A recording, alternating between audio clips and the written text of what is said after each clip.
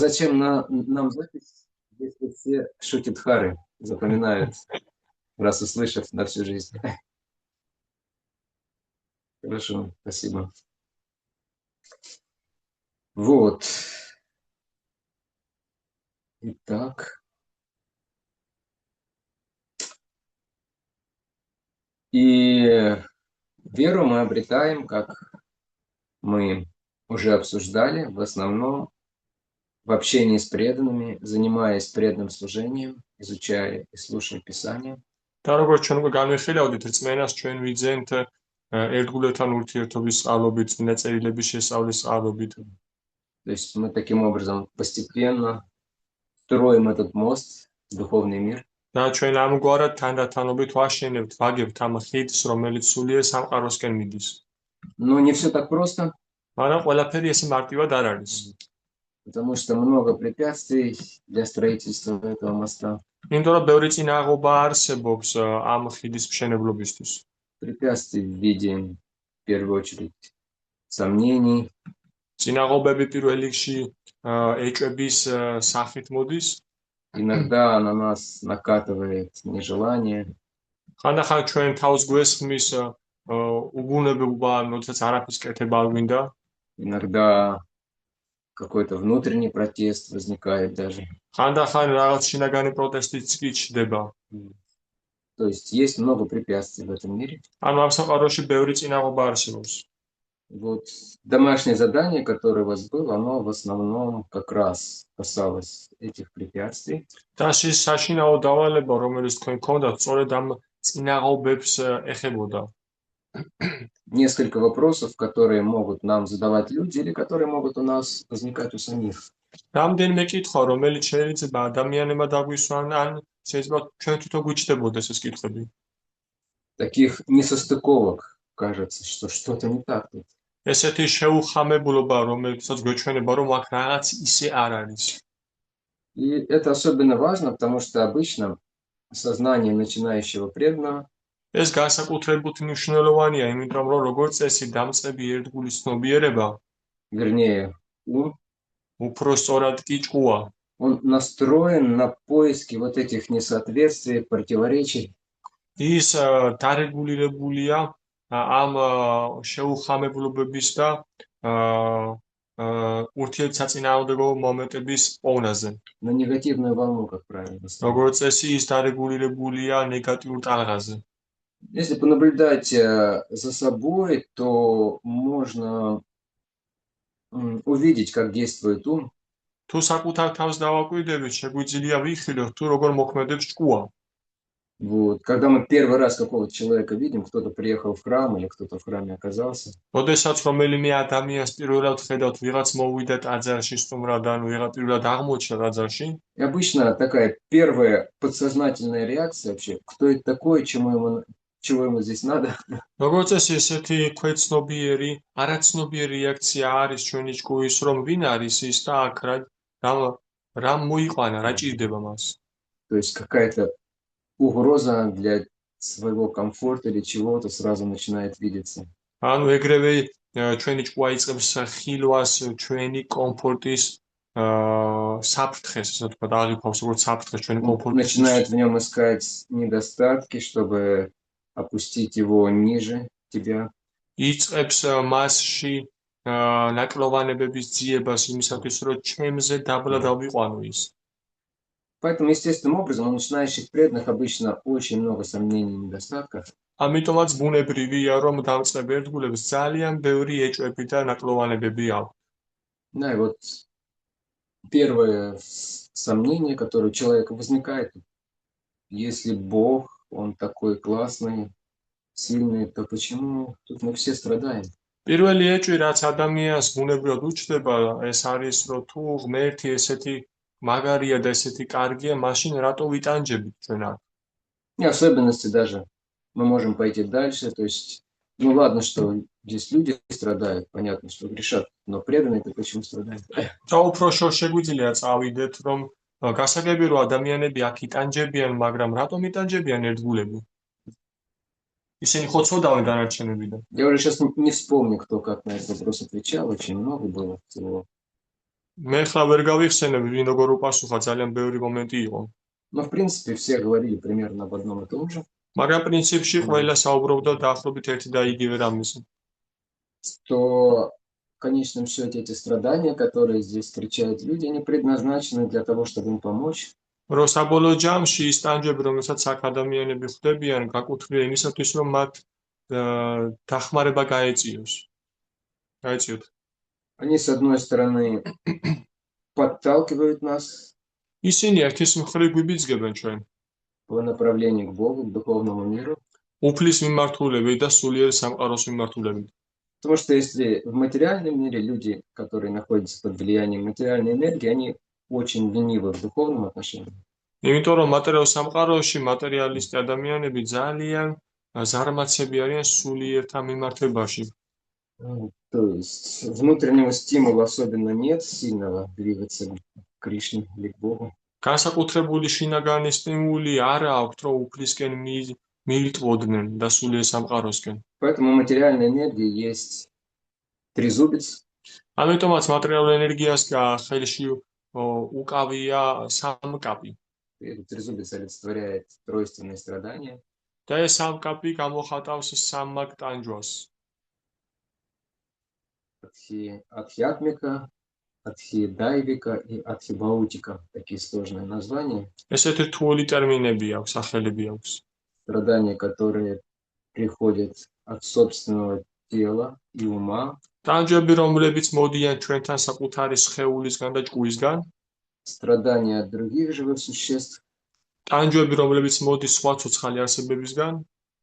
И страдания от каких-то неподвластных нам совершенно сил природы.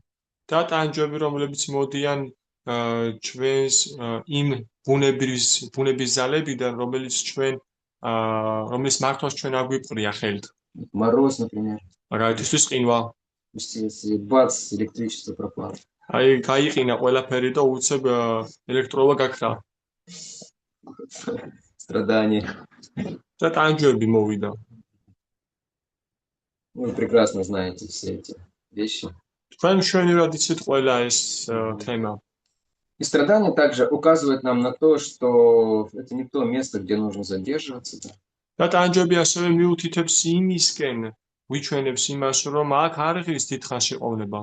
Страдание указывает на то, что у нас что-то не так мы делаем. ტანჯვები ასევე მიუთითებს იმისკენ, რომ ჩვენ რაღაც ისე არ გვაქვს, რაღაცას არასწორად ვაკეთებ.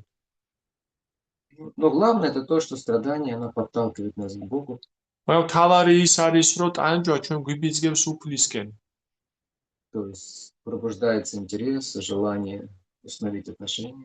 ანუ იღვიძებს ინტერესი, გვიჩნდება სურვილი, რომ კავშირი დავამყაროთ, ურთიერთობა გქონდეს. И что-то еще было, но, может быть, я вспомню. I forgot one thing, which I'd like to say, but maybe I will remember further. В будущем, может быть, я еще вспомню. მომავალშიება გავიხსენო კიდევ ერთი მომენტი. Так, что там? И на самом деле страдание это то, что воспринимает сознание на поверхности, поверхностное восприятие. და ტანჯვები სინამდვილეში ის არის, რასაც ცნობიერება ზედაპირულად აღიქვავს, ანუ ეს მხოლოდ ზედაპირულ აღქმაში არსებობს. Говорится, что для чистого преданного нет страданий. და ნათქვამია, რომ წმინდა ერთგულისთვის არ არსებობს ტანჯვა. Вишвам Пурнам Сукхаяте. Означает, Вишвам, вся вселенная исполнена блаженства, счастья. ვიშვამ, ანუ მთელი სამყარო ახსავსია ნეტარებით და ბედნიერებით. Так ощущает великий преданный себя здесь, даже в материальном мире. ესე აღიქვავს დიადი ერთგული აქ, მატერიალურ სამყაროშიც კი თავს. Чем ближе мы к такому сознанию, тем, значит, наше сознание больше одухотворилось. და რაც უფრო ახლოს ვართ ჩვენ ამ ცნობიერებასთან, ეს იმას მიუთითებს, რომ ჩვენი ცნობიერება უფრო მეტად განსულიერდა.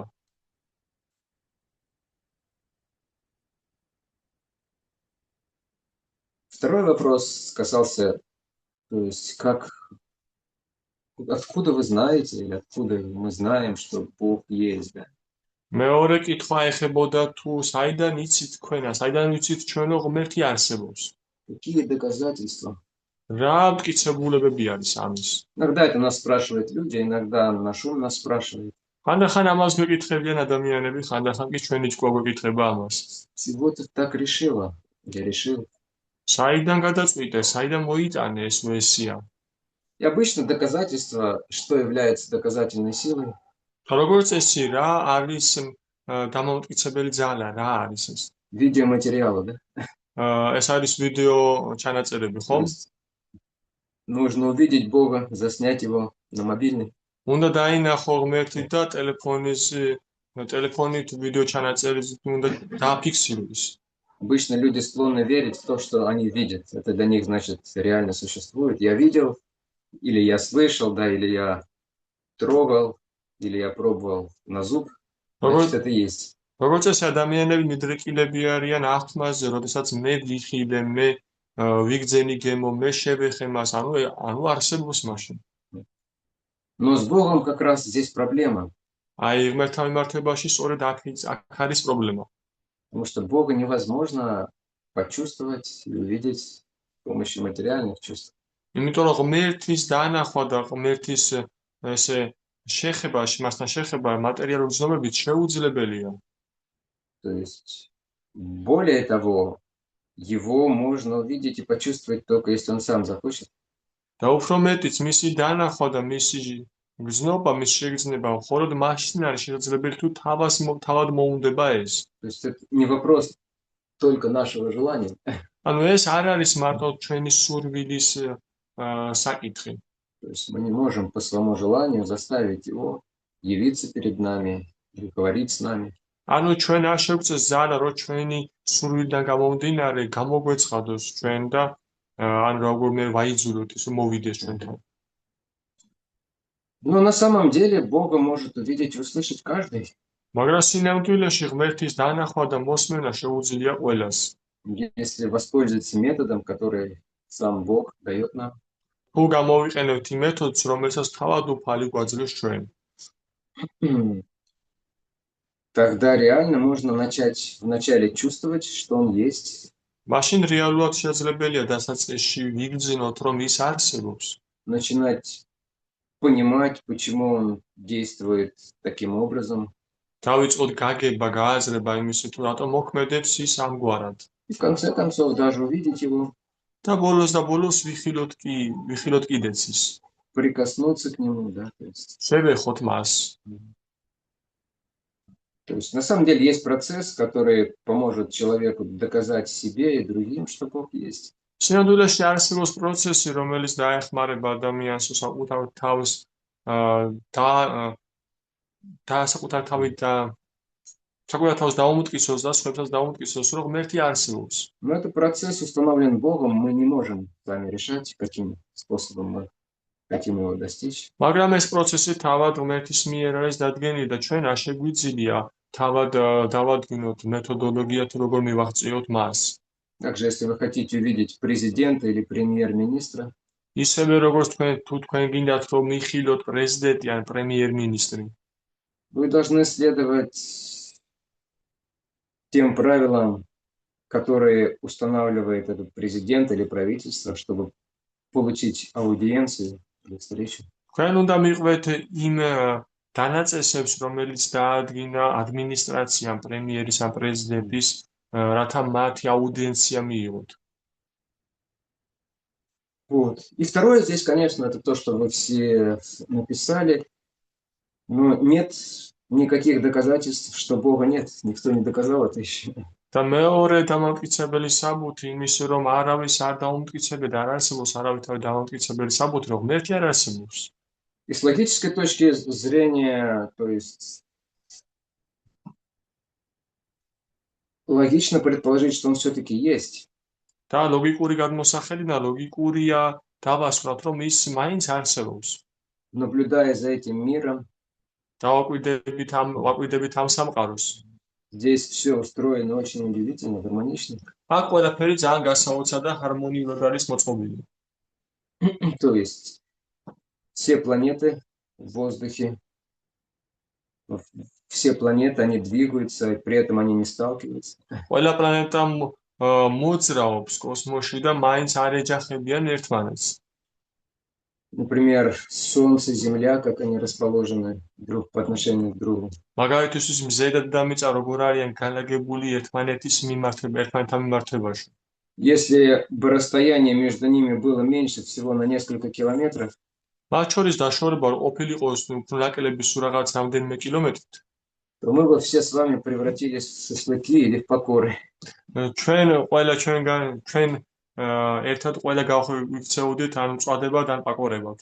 Материалисты превратились бы в шашлыки, а преданные бы превратились в покоры.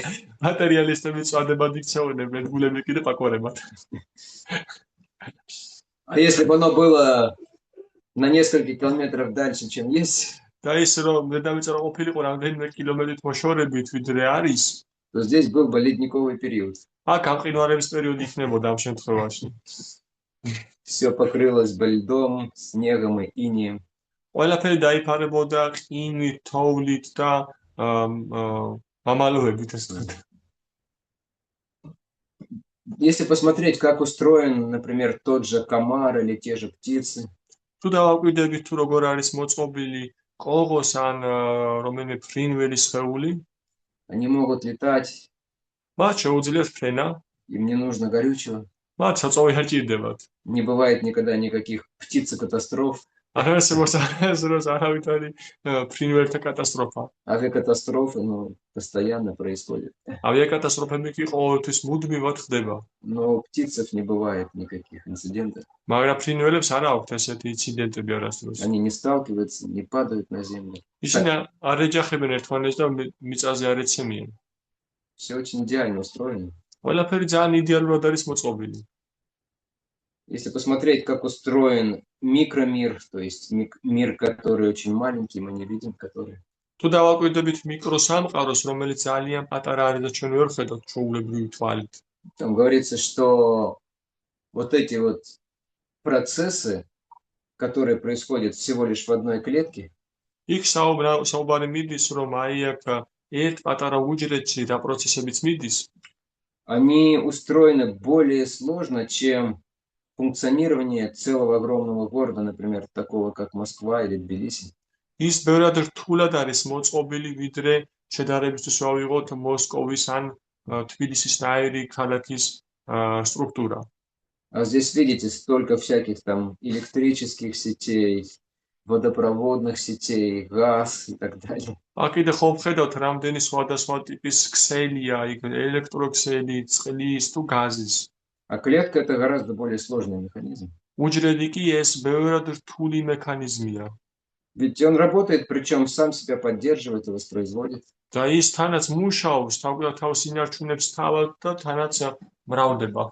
Это говорит о том, что есть высшее управление, есть высший разум, который все это устроил. ეს იმაზე მიუთითებს, რომ არსებობს უმაღლესი მმართველობა, უმაღლესი შემქმნელი, რომელმაც ეს ყველაფერი მოაწყო. Это должно разумного человека наталкивать на мысль, что есть этот управляющий или Бог, как его называют. ეს გონიერ ადამიანს უნდა უბიძგებდეს იმ ფიქრებისკენ, რომ არსებობს მმართველი, არსებობს ვიღაცა შემქმნელი ამ სამყაროსი. Что касается того, что люди могут говорить, особенно люди с научным, так скажем, с научным складом ума, რაც შეეხება იმ ადამიანებს, რომელმაც შეიძლება რაღაცები ლაპარაკონ, ანუ გასაკუთრებით ადამიანები, რომელსაც აქვთ ესეთი მეცნიერული წყობილების ჭკუა. у вас какие-то просто чувства, там, верования, а у нас вот реальная, серьезная наука. თქვენ რაღაც გზნობები გაქვთ, რაღაც ის ბრმად წამთ და ჩვენ კიდე აქ სერიოზული მეცნიერება გვაქვს. Но у нас тоже, во-первых, наука, как вы все почти написали. მაგრამ თქვენ თითქმის ყველა თქვენ მახაზი გაუსვა, რომ თქვენს მეცნიერება გვაქვს სინამდვილეში. Наука означает, что есть определенный закон. მეცნიერება ნიშნავს, რომ არსებობს გარკვეული კანონი. И если все действие делать в соответствии с этим законом, то получится определенный предсказуемый результат. თუ იმოქმედოთ ამ კანონის ფარგლებში და შესაბამისად, მაშინ მოვა კონკრეტული რეზულტატი, შედეგი. Да, то есть. И если это настоящая наука, это результат должен быть таким, что он улучшает нашу жизнь, делает нас более счастливыми. თუ ეს ნამდვილი მეცნიერება, მაშინ ისნახდიდეს ჩვენ ცხოვრებას ბევრად უკეთეს და ბევრად ბედნიერები უნდა ხდებოდეთ ამის შედეგად. Наука, она бесспорно создает какие-то удобства и что-то описывает. ეჭგარეშია რომ მეცნიერება ქმნის რაღაც უფრო და უფრო რაღაც კომფორტულ რაღაცებს და ამ ყველაფერს აღწერს. Ну, во-первых, то, что она описывает, как вы все почти отметили, у них их представление постоянно меняется. და მაგრამ ისინი ახაც აღწერენ, როგორც თითქმის ყველა თქვენგან მახაზი გაუსვა, არის ის რომ მათი ეს მოცემულობა, ეს აღწერა ყოველთვის მუდმივად იცვლება, ახლდება. У них вначале одна теория, მათ ჯერ ერთი თეორია აქვს, потом появляются другие ученые, которые они эту теорию опровергают и другую выдвигают. მერე ჩნდება მეორე მეცნიერი, რომელიც ამ თეორიას უარყოფს და თავისას წარმოაყენებს. Потом то же самое с ними происходит. მერე იგივე იმართება მათაც. То есть у них, это значит, что нет реального знания, есть какие-то попытки что-то нащупать. ეს იმაზე მიუთითებს, რომ მათ არ აქვთ რეალური ცოდნა და სინამდვილეში ცდილობენ რაღაც უბრალოდ აი ხელის ფათურით რაღაც გაიგონ ციბნელეში. В то время как все законы духовной жизни, они действуют неизменно. ამავე დროს ყველა კანონი სულიერ სამყაროს რეალობიდან ისინი უცვლელად მოქმედებს ყოველთვის. У нас Бог не меняется. ჩვენ არ იცვლება.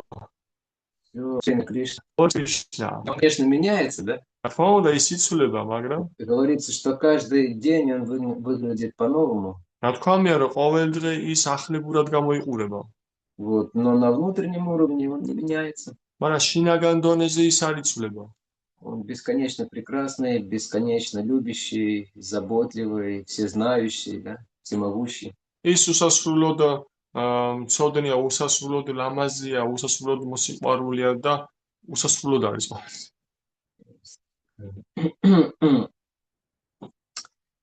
Да, еще, что касается, я забыл привести пример, что ничего не, это к предыдущему вопросу, ничего здесь не может возникнуть без Творца, само собой, да? რა წინაშე კითხვასაც შეეხება, აქ ვერაფერი ვერ გაჩნდება თავისთავად შემქმნელის გარეშე. Строение, например, Вселенной, да, как она возникла, как ученые все объясняют. მაგალითისთვის როგორ გაჩნდა სამყარო, როგორ აღწერენ ამას მეცნიერები. На самом деле очень ненаучное объяснение. სინამდვილეში არამეცნიერული აღწერაა ეს ძალიან. Была какая-то точка, где все было сконцентрировано. იყო რაღაც წერტილი, სადაც ყველაფერი იყო კონცენტრირებული. Потом она взорвалась. მერე ის აფეთქდა. И появились все планеты. და გაჩნდა ყველაფერი პლანეტები. Реки, горы, города. დინარეები, მთები, ქალაქები. Айфоны и Самсунги. აიფონები და სამსუნგები. Мерседесы. მერცედესები. Косметика L'Oreal, как ее там. კოსმეტიკა ლორიალის როგორც ზახია. Сами же ученые посчитали, თავად მეცნიერებმა გამოითვალეს, что вероятность вот возникновения такой упорядоченной структуры რომ ალბათობა იმისი, რომ გაჩენილიყო ესეთი კარგად დაალაგებული სტრუქტურა, она равна, если того, что равна вероятности, если бы вы что-то взорвали, ეს დაახლოებით იმას უტოლდება, რომ მაგალითად თქვენ რაღაც ააფეთქეთ, где-то на свалке что-то взорвали, სადაც საგაგვეზე, и в результате взрыва появилась Королевская британская библиотека. და აფეთქების წყალობით გაჩენილიყო ინგლისის სამეფო ბიბლიოთეკა. С трудами Шекспира, Вольтера, Пушкина. შექსპირის, ვალტერის და პუშკინის ნაწარმოებებით. Многих других, да. და ბევრი სხვა ესეთი. И все рассортировано по каталогам, по алфавиту. და ყველაფერი დალაგებულია კატალოგით და ალფავიტის მიხედვით. Вот. Вероятность возникновения Вселенной из Большого взрыва, она гораздо меньше, чем вот вероятность возникновения этой библиотеки. და ალბათობა რომ სამყარო შექმნილიყო, გაჩენილიყო დიდი აფეთქების წყალობით უფრო ნაკლებია, ვიდრე აი ესეთი ფორმულირება. Наш опыт говорит, что за всем должен стоять Творец. ჩვენი გამოცდილება გვიჩვენებს, რომ ყველაფრის უკან უნდა იდგეს ვიღაცა შემქმნელი. Одного из великих ученых, так сказать, отцов современной науки Ньютона, ერთ-ერთი დიადი მეცნიერი მამა დამაარსებელი ეს თქვა და ამ თანამედროვე მეცნიერებისა ნიუტონი был друг.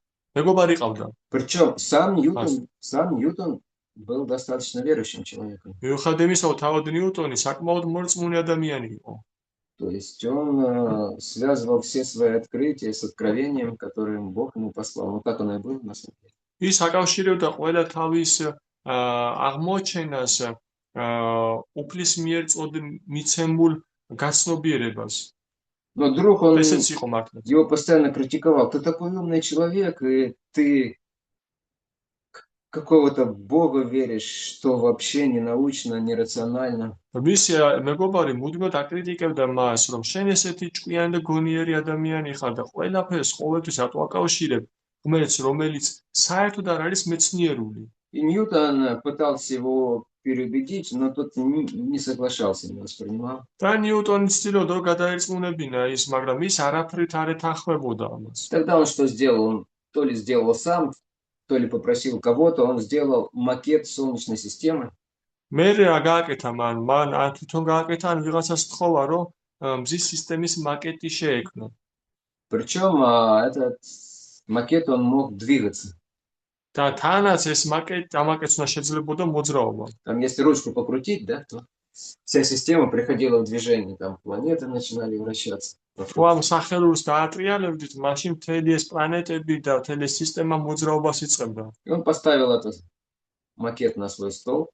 და მან დადგა ეს макеტი თავის მაგიდაზე. И к нему пришел в гости друг его в очередной раз. და მასთან შემდეგ ჯერზე კვლავ მივიდა მისი მეგობარი სტუმრად. И увидел этот красивый макет Солнечной системы, увидел, как там все движется. და მან იხილა ეს ლამაზი მზის სისტემა, ეს макеტი, თუ როგორ მოძრაობს ყველაფერი. И он сказал, откуда это? Кто это сделал? და მან იკითხა, საიდან ეს, ვინ შექმნა ეს? Ньютон сказал, не знаю, само появилось. მაგრამ ნიუტონმა უპასუხა, არ ვიცი, თავად გაჩნდა. Никто это не делал, само появилось. არავის არ გაუკეთებია ეს, თავად გაჩნდა. Как это может само появиться? Тут же так все сложно. და მეგობარმა უპასუხა, რომ როგორ არის შესაძლებელი, ეს ყველაფერი თავის გაჩენილიყო, აქ ეს ყველაფერი რთულად არის აგებული. Он говорит, ну так же, как вся Вселенная появилась, и сама по себе из ничего. მაგრამ ნიუტონმა უპასუხა, რომ აი ისევე როგორც მთელი ეს სამყარო გაჩნდა, არაფრისგან და თავისით. Да, тому парню пришлось задуматься после этого. და ამბიც მოუწია კარგად დაფიქრება ამ ყველაფერზე ამ შემთხვევის შემდეგ. Значит, что касается еще знания науки, настоящее знание, оно всегда позитивно. და რაც შეეხება მეცნიერებას, თავად ნამდვილი მეცნიერება ყოველთვის პოზიტიურია И совершенно. და სრულყოფილია. Всегда результат совершенный. ანუ ყოველთვის შედეგი სრულყოფილია. Но каков результат развития современной науки? მაგრამ როგორია შედეგი თანამედროვე მეცნიერების განვითარების? Свалки, სანაგვეები, полное загрязнение природы, სრული დაბინძურება ბუნების, озоновая дыра, ოზონის ხრელი из-за этого потепление глобальное, да? და ამის გამო გლობალური დათბობა. И есть много предсказаний, что если все так дальше пойдет, то через 40-50 лет практически нигде на Земле жить будет невозможно. და არსებობს ბევრი გამოთვლა და წინასამეტყველება იმისა, რომ თუ ეს გაგრძელდა ამ ტემპით ყველაფერი, მაშინ 40-50 წლის შემდეგ დედამიწაზე არ დარჩება ადგილი, სადაც შეიძლება იქნება ცხოვრება. То есть наука создает какой-то комфорт, но побочным результатом является гораздо больший ущерб, чем польза от этого комфорта. ანუ მეცნიერება ქმნის რაღაც კომფორტს, მაგრამ ამის გვერდითი მოვლენა ბევრად უფრო დიდი წილია, ანუ უარყოფითი ვიდრე ამ კომფორტის არებითი წილი. Наука открыла ядерную энергию, например. მაგალითისთვის მეცნიერებამ გახსნა, გამოიტანა, ესე ვთქვათ, ბირთვული ენერგია. Тут же люди построили, создали атомное оружие, чтобы убивать друг друга. То есть не нужно стрелять, можно кинуть бомбу или пустить ракету. целого города нет, да? ეგრევე ადამიანებმა არც დაუყოვნებლივ შექმნეს ატომური იარაღი, ანუ აღარ არის საჭირო ვინმეს დაუმიზნო და ესროლ, უბრალოდ ბომბს დააგდებ თავზე და ყველა მთელ ქალაქს მოოთ წაშლი მიწიდან. Но даже если это используется как так называемый мирный атом, то есть атомная электростанция, რა თუნდაც მაშინ, როდესაც ეს გამოიყენება ეს ატომი როგორც მშვიდობიან მიზნებისთვის, როგორც ელექტროსადგური ატომური. вроде хорошо, там не нужно строить плотин, не нужно завозить тонны мазута, чтобы сжигать это, да? თითქოს და ყველაფერი კარგად არის, არ არის საჭირო დიდი დამბების აგება, არ არის საჭირო ტონობით მაზუთის მიზიდვა, რომ დაწვა იქ და გამოემუშაო დენი. Но куда девать радиоактивные отходы? მაგრამ სად უნდა წაიღო რადიოაქტიული ნარჩენები? То есть еще одна проблема, да? ანუ კიდევ ერთ პრობლემა, ხო? Вот так люди создают какое-то средство для разрешения проблем, და ესე ქმნიან ადამიანები რაღაც საშუალებებს იმისათვის, რომ პრობლემები გადაჭრან. и они разрешают какую-то небольшую проблему с помощью этого, და ამის საშუალებით რაღაც პატარა პრობლემას ჭრიან. но при этом создается гораздо более серьезная и большая проблема в მაგრამ результате. ამის შედეგად ჩდება რაღაც უფრო ბევრად დიდი და სერიოზული პრობლემა. Это называется наука. და ამას დღეს ეწოდება მეცნიერება. Более того, эта наука ничего не может, она может сказать только о каких-то грубых вещах, და უფრო მეტიც ამ მეცნიერებას შეუძლია ილაპარაკოს რაღაც უხეშ რაღაცეებზე, თემებზე. но что касается духовных вещей მაგრამ რაც შეეხება სულიერ თემებს и даже тонкой материи, და თუნდაც ნატიფ მატერიას, тут наука вообще ничего не может сказать. აქ მეცნიერება საერთოდ არაფრის თქმა არ შეუძლია. В результате этого прогресса мы видим, какие становятся люди, და ამ პროგრესის წყალობით ჩვენ ვხედავთ თუ როგორები ხდებიან ადამიანები. что происходит с моральными качествами людей, რა ემართებათ ადამიანების მორალურ თვისებებს. со здоровьем также, да? ასევე არის ჯანმრთელობასთან მიმართებაში. То есть каждое поколение становится все более и более больным. ეხლა ყოველი შემდეგი თაობა უფრო და უფრო ავადმყოფი ხდება. С развитием медицины და მედიცინის განვითარებასთან ერთად появляется все больше и больше болезней. ხდება უფრო და უფრო მეტი ავადმყოფობა. Когда медицина была не особо развита, был какой-то один грипп, там может быть. როდესაც მეცნიერება არ იყო ეს განვითარებული, შეიძლება არსებობდა ერთი რომელიღაც ვირუსი უბრალოდ. Ну, там человек переболел за неделю, и все нормально. ადამიანმა იავადმყოფა ერთი კვირა, გამოვიდა და ნორმალურად ყველაფერი. То есть появляются ковиды, птичий грипп, свиной грипп, такой грипп, сякой грипп. ეხლა ხან კოვიდის გრიპი ჩდება, ხან ღორის, ხან ჩიტის და აღარ ჩდება კიდევ. Можно болеть месяцами, да? შეგიძლია თვეობით იავადმყოფო წარმატებით. Гепатиты С, Б и так далее, онкология. C და B ჰეპატიტი და ონკოლოგია. Конечно же, ментальные болезни. და რა თქმა უნდა მენტალური ავადმყოფობები. Я, конечно, надеюсь, что вы не смотрите особо, но если взять какой-нибудь новостник, то там обязательно, что кто-то там убил свою семью, кто-то расстрелял людей, то есть везде, сплошь и рядом. მე იმედი მაქვს, რომ თქვენ არ უყურებთ ამას დიდად, მაგრამ თუ დააკვირდებით რომელიმე ახალ ამბებს, მალევე ნახავთ, რომ ეგრევე პირველ რიგში იწყებს საუბარს, რომ ვიღაცამ თავისი ოჯახი ამოწყვიტა, ვიღაცა რაღაცა დააზიანა და ასე შემდეგ. Да. И последний, наверное, вопрос из этой серии, чтобы пойти дальше, это утверждение, что люди думают, что религия это для тех, кто слабак в жизни, неудачник, кого жизнь не сложилась. და ბოლო კითხვა, რომელსაც თქვენ შეეხეთ, თქვენ გქონდათ ბოლო კითხვა, ეს არის, რომ ადამიანები ფიქრობენ, რომ რელიგია არის იმ ადამიანებისთვის, ვინც арიან სუსტები არიან და ცხოვრება არ შეუდგათ წესიერ, ასე ვთქვათ. Ну, тут вы все очень хорошо ответили, практически все написали. აქ ყველა თქვენგანმა ძალიან კარგად უპასუხა პრაქტიკულად, თქმის ყველაფერი დაწერეთ. Да, тут основной момент, что на самом деле жизнь показывает, что по-настоящему верующие люди, они являются самыми сильными. აქ მთავარი მომენტი არის მდგომარეობს იმაში, რომ ნამდვილად მორწმუნე ადამიანები, ანუ პრაქტიკა გვიჩვენებს დაკვირება, რომ ნამდვილად მორწმუნე ადამიანები ყველაზე ძლიერი ადამიანები არიან სინამდვილეში. Когда приходит время испытаний и потрясений, როდესაც მოდის გამოცდის და ყევების პერიოდი, Верующие люди, они как раз демонстрируют свой характер, свою духовную силу, устойчивость. სწორედ მორწმუნე ადამიანები ახდენენ დემონსტრაციას თავისი ხასიათის და თავისი სიმყარის. В то время как люди, у которых нет такой веры, они в беспокойстве, в растерянности, в отчаянии, в страхе. იმავე დროს, ოდესაც ადამიანები, რომელსაც წმენა არ გააჩნიათ, ისინი წუხან, პანიკაში არიან და არ იციან რა გააკეთონ. დაბნეულები არიან. То есть духовные люди не проявляют возвышенные качества в этой ситуации. და სულიერი ადამიანებია ამჟღავნებენ ამაღლებულ თვისებებს ესეთ სიტუაციებში. Ну да, и что касается слабости, на самом деле все слабы. რაც შეეხება სისუსტეს, სიამდვილეში ყველა სუსტია. Просто пока комфортная, безопасная ситуация, человек думает, что он сильный, могущественный. უბრალოდ სანამ კომფორტული და უსაფრთხო გარემოა, ადამიანი ფიქრობს, რომ იძლევა მოსილია. Ну, стоит чуть-чуть ситуации измениться, და საკმარისია, რომ სიტუაცია სულ ოდნავ შეიცვალოს. так может самый могущественный человек, самый сильный, успешный, он просто погибает. და ამ დროს ყველაზე წარმატებული, ყველაზე ძლიერი და ასე ვთქვათ, მხნე ადამიანი უბრალოდ კვდება. Из-за какой-то болезни или из-за какого-то катастрофы или еще чего-нибудь. რაღაც უბრალოდ ავადმყოფობის გამო ან რაღაც კატასტროფის გამო. То есть каждый на самом деле перед материальной энергией он очень слаб. და სინამდვილეში მატერიალური ენერგიის პირისპირ ყველა ძალიან სუსტია И не защищен. და დაუცველია. Обычно люди полагаются на свои силы, но эти силы, они очень маленькие.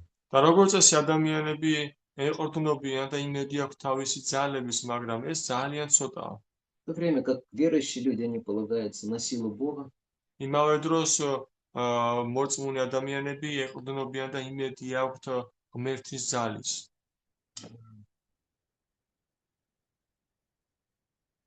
Еще было два вопроса уже немножко отдельные. Один вопрос, ну, они касались сомнений как раз. კიდევ ორი კითხვა იყო ცოტა საკემდგომი, მაგრამ ისინი სწორედ ეჭვებს ეხებოდა. Один вопрос мы сейчас быстренько скажем, а второй вопрос мы вернемся к нему чуть позже. ერთ კითხვაზე ცოტა ეხლა ვისაუბრეთ, მეორეს კი მოგვიანებით დაუბრუნდებით. Вопрос о том, сомнения это хорошо или плохо, и когда они могут быть полезными, а когда они разрушительны. კითხვა დგომა რომ შემდეგში რომ ეჭვები ეს ყოველთვის სუდია თუ კარგია და როდის შეიძლება იყოს ის, როდის არის ის კარგი და როდის შეიძლება იყოს დამანგრეველი. Да, сомнение это признак разума. კი, ეჭვები ეს არის გონების მახასიათებელი თვისება. Значит, человек пытается понять и разобраться, как все устроено, как все действует. ეს ნიშნავს, რომ ადამიანი ცდილობს, რომ შეიცნოს და გაიგოს თუ როგორ არის ეს ყველაფერი მოწყობილი. Если у человека нет сомнений, თუ ადამიანს ეჭვები არ აქვს, то, скорее всего, он либо очень глупый, либо умалишенный. მაშინ ის ან ძალიან სულელია, ან ჭკუა აქვს დაკარგული. Либо очень ленивый. ან ძალიან ზარმაცია. Обычно люди ленивые сейчас. როგორც წესი ახლა ადამიანები ზარმაცები არიან. Поэтому они сейчас все проглатывают, что им говорят средства массовой информации. ამიტომაც ისინი ყველაფერს ყლაპავენ, იმ ყველაფერს, რასაც მასმედია ეუბნება. Потому что лень думать и разбираться. იმიტომ რომ გვეზარება, რომ გავერკვიო, ვიფიქრო და გავერკვიო. Лучше готовое решение принять какое-нибудь. უკეთესი იქნება, რომ რაიმე მზა გადაწყვეტილება მივიღო უბრალოდ. Которое все принимают, другие. Ну, такой стадный эффект. რომელსაც ყველა დანარჩენი იღებს ესეთი ჯოგის ხროვის ეფექტი, ასე ვთქვათ. Поэтому такие люди не могут полноценно развиваться. ამიტომაც ესეთ ადამიანებს არ შეუძლიათ, რომ სრულყოფილად, სრულფასოვნად განვითარდნენ. И духовная жизнь, она тоже начинается с сомнений. და სულიერი ცხოვრებაც იწყება სწორედ ეჭვებიდან. Первое сомнение, которое к нам приходит, это вопрос, а я вообще правильно живу? Я ничего не упустил в своей жизни. და პირველი ეჭვი, რომელიც ჩვენამდე მოდის, ეს არის ეს ეჭვი, რომ მე სწორად ვითარდები, მე სწორი ცხოვრებით ცხოვრობ საერთოდ. Похоже, что-то не так тут. როგორც ჩანს, აქ რაღაც ისე არ არის, რაღაც სწორად ვერ არის, კარგად ვერ არის. Я все время пытаюсь быть счастливым. მე მუდმივად ვცდილობ რომ ვიყო ბედნიერი. От чего-то этого нет, только хуже обычно становится. მაგრამ რატომღაც ეს ყველაფერი არ მაქვს და უფრო უარესად ხდება ყველაფერი. Человек начинает задумываться, то есть благодаря этому сомнению, ადამიანი ამ ეჭვის წყალობით დაფიქრებას იწყებს. глубже о жизни, о смысле жизни. ცხოვრების აზრზე უფრო ღმად ფიქრდება. И потом, когда он уже, если он обратился к духовной жизни, და შემდეგ, როდესაც და თუ მიმართა მან სულიერ ცხოვრებას, он тоже, у него остаются определенные сомнения, куда мне присоединиться, მას ასევე მიყვება და რჩება ესეთი ეჭვები თუ რომელ მოძრაობას შეუერთდე. куда пойти, в мечеть, в монастырь или в храм Хари Кришны. საწავიდე მეჩეთში, მონასტერში თუ ჰარე კრიშნას ტაძარში. Тоже определенная такая процесс выбора, он всегда связан с сомнениями. Es- Может быть сюда, может быть это лучше будет. ესაც გარკვეული სახის არჩევანი არის და ეჭვები არის, ანუ მე აქ წავიდე, ან აქ წავიდე. Человек сравнивает, анализирует, ადამიანი ადარებს და ანალიზებს. прислушивается к себе, в сердце, так скажем. საკუთარ გულს უგდებს ყურს, ესე ვთქვათ. И потом обычно он на чем-то останавливается, что больше соответствует, так скажем, его природе, уровню его чистоты и знания. და როგორც წესი, მერე ის სადღაც ჩერდება ბოლოს და ბოლოს თავისი ბუნების, თავისი შინაგანი სისუფთავის და სისუფთავიდან და გამომდინარე. Путь, который дает Кришна, он далеко не для всех применим сразу. და გზა, რომელსაც კრიშნა იძლევა, ის როგორც წესი ყველასთვის არ არის გამოსადეგი ეგრევე.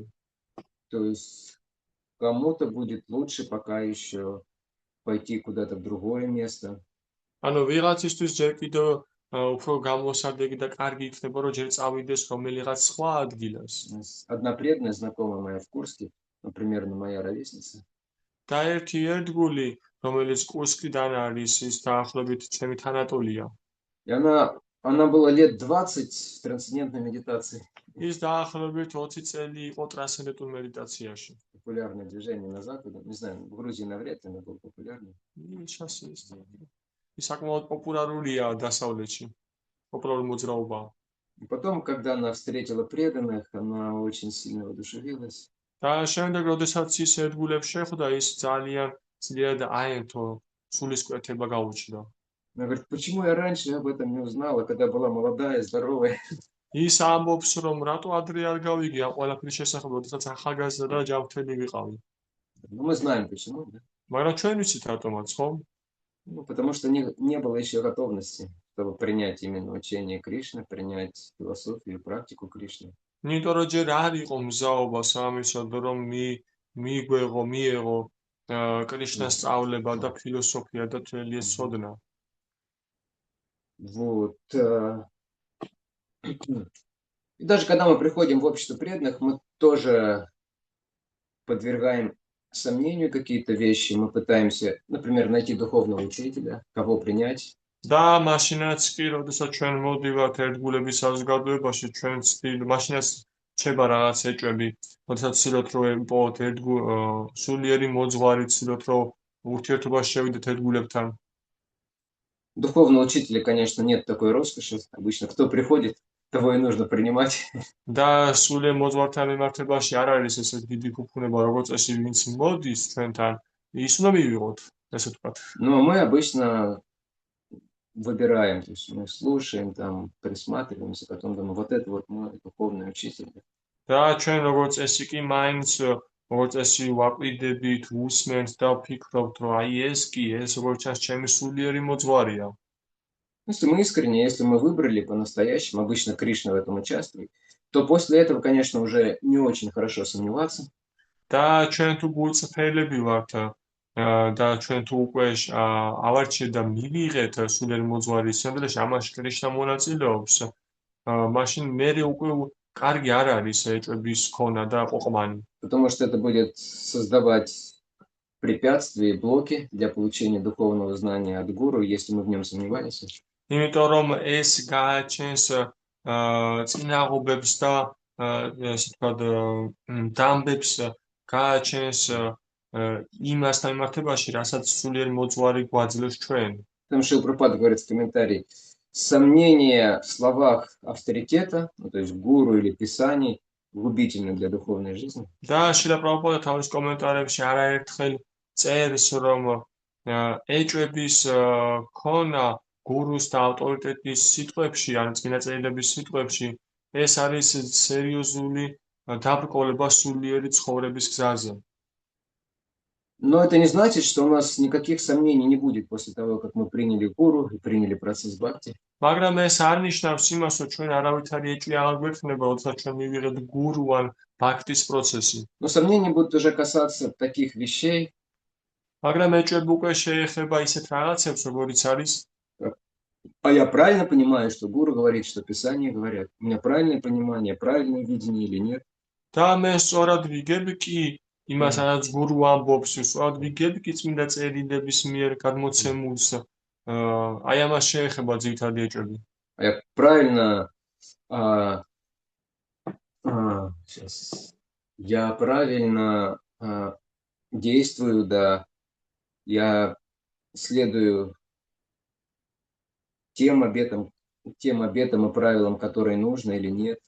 მე სწორად მოქმედებ კი, მე მიყვები იმ აღქმებს და იმ რეგულაციებს, რომელიც საჭიროა. Но всегда возникает ситуация выбора, да, ჩვენ ყოველთვის გვიჩნდება ისეთი სიტუაცია, სადაც არჩევანს в ვაკეთებთ. духовной жизни. Вот. Это нормально сомневаться какое-то время, то есть какой выбор будет правильный, что лучше сделать. ანუ სულიერ ცხოვრებაში, ანუ ესეთი ტიპის ეჭვები და ესეთი არჩევანის კეთება ყოველთვის კარგია და სწორია. То есть мы начинаем также подвергать сомнению свой уровень. Я уже, не знаю, кто там, на уровне Рагануга Бхакти, или я еще начинающий преданный, да? და ჩვენ უკვე ეჭვები გვაქვს ჩვენი сулиერი განვითარების დონეს ხედვაში, ანუ მე უკვე რა დონეზე ვარ, რა განუგა ბაქტიზე ვარ, თუ დამწყები ერთგული ვარ. У начинающих преданных нет сомнений, что они на высоком уровне. და ამავე დროს დამწყებ ერთგულებს არავითარი ეჭვი არ აქვს იმაში, რომ მე ძალიან ამაღლებული ერთგული ვარ და მაღალ დონეზე ვიყოფები. Но потом они начинают сомневаться. Нет, похоже, я все-таки еще на уровне анартханеврити в лучшем случае. მაგრამ მე ეჭვები უჩნდებათ, რომ არა, როგორც ჩანს, მე არ ვარ ამხელა ზე განვითარებული სულიერად, ალბათ ჯერ ანარქანივრიტის დონეზე ვარ. Я говорю анартхи-неврити. მე ვამბობ ანარქანივრიტი. На русском это игра слов. Потому что анартхи постоянно нам врут, обманывают нас. იმიტომ ანარქები, ანუ ყოველთვის გვატყუებენ ჩვენ სისტემაში შევყავართ. То есть это нормально. Это нормально, вот иметь такие сомнения. Они на самом деле происходят из-за смирения преданного. და ეს ნორმალურია ესეთი ეჭვები და ეს ეჭვები ჩნდება რომ ერთგულის თავდაბლობიდან როგორც წესი. Преданный не считает себя совершенным, знающим, да, обладающим всеми качествами, поэтому у него возникают сомнения в каких-то вещах. ერთგული არ თulis საკუთარ თავს ძალიან მწოდნეს, ძალიან ამაღლებულად თავს და ამიტომაც უჩნდება ესეთი ეჭვები. Такие сомнения не помогают нам углубить наше понимание духовной жизни. და ესეთი ეჭვები ჩვენ გვეხმარება რომ ჩვენი გაგება სულიერი ცხოვრებასთან მიმართებაში გავიღრმავოთ. Лучше разобраться, უკეთესად გამოვერკვიოთ. не стать жертвой культа личности, не стать каким-то слепым последователем Хари Кришна.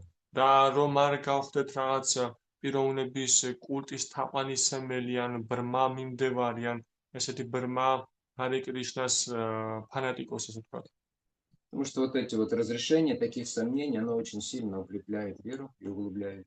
და იმიტომ რომ ესეთი ეჭვების გადაჭრა, ანუ ბაზადაპირის ამოტანა და გადაჭრა ეს ძალიან ამყარებს და აღრმავებს ჩვენს გაცნობიერებას. Вот это что касается домашних заданий. Еще один вопрос, мы к нему вернемся чуть позже. ეს რაც შეეხებოდა საშინაო დავალებებს და კიდევ ერთი კითხვა ქონდა, რომელსაც ცოტა მოგვიანებით დავუბრუნდებით. Теперь последнее, очень важное, что нужно сказать по поводу веры. და ეხლა ყველა ბოლო და ყველაზე მნიშვნელოვანი რაც შეიძლება ვთქვათ რწმენასთან მიმართებაში. То есть вера в духовной жизни, она может быть в основном двух типов. ანუ რწმენა სულიერ ცხოვრებაში შეიძლება იყოს ორი ტიპის ძირითადად. Да, оритипис.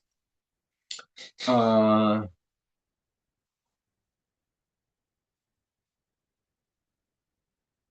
Один тип веры, он имеет, так скажем, внутреннюю природу, და რწმენის ერთ ტიპს გააჩნია შინაგანი ბუნება.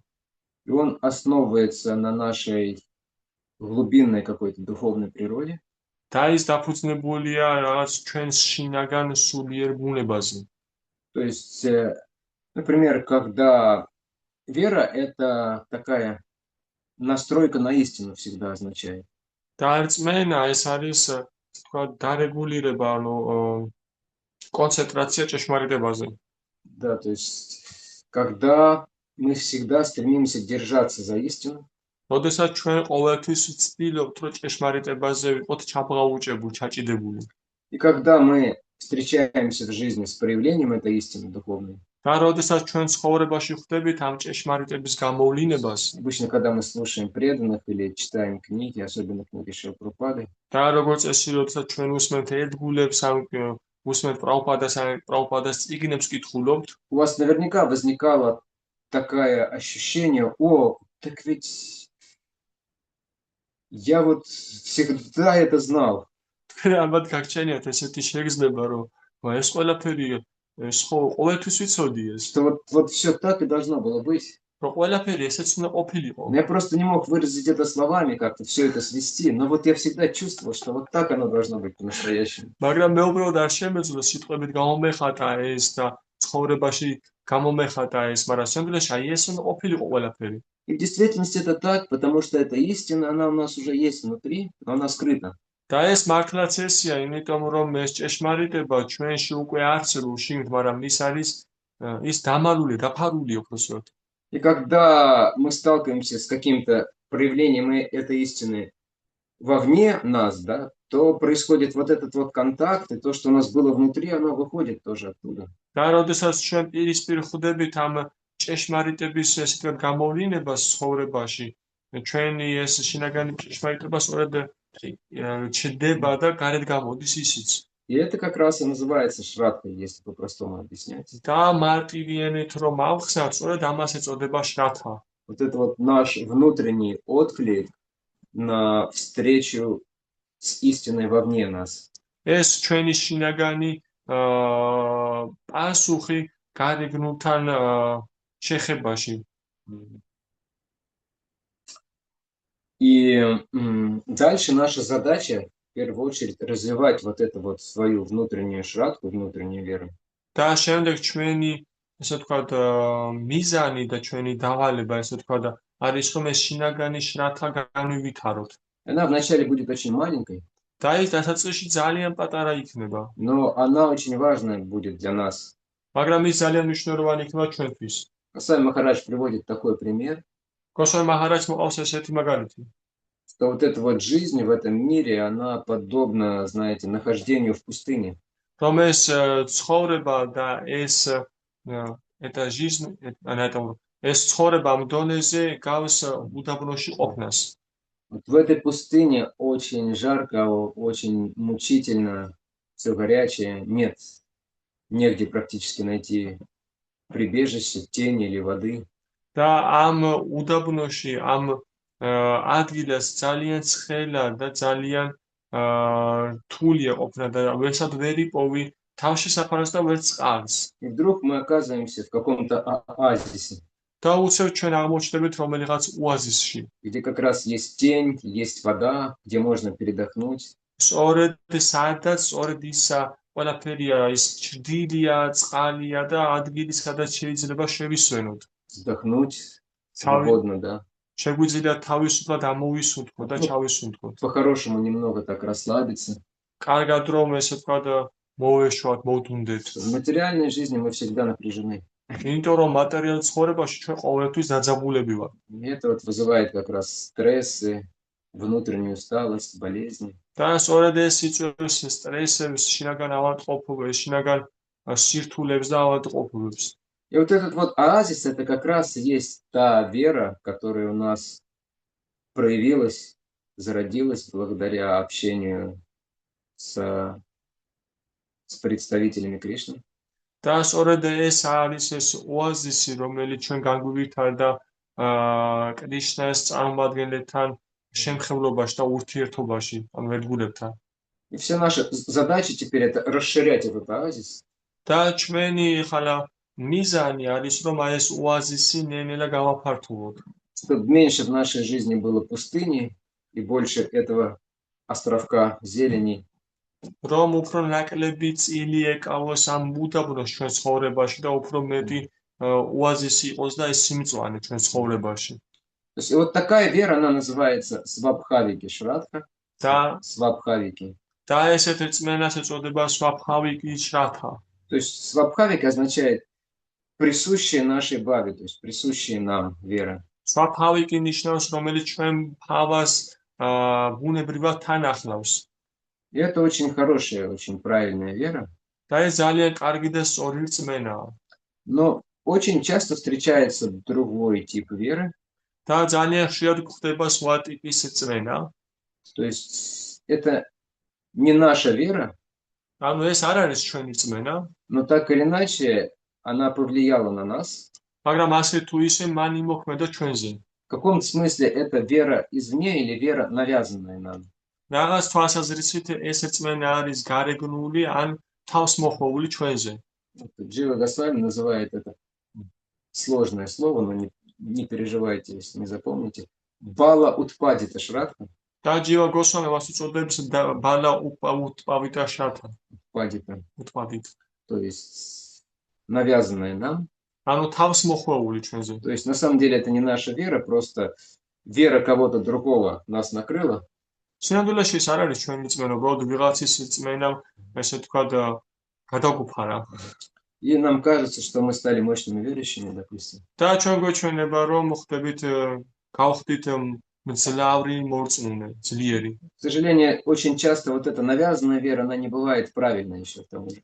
და სამწუხაროდ ეს თავსმოხვეული რწმენა სამწუხაროდ არ არის ჯერ სწორი ხოლმე როგორც წესი. И поскольку она внешняя, она зависит от внешнего окружения.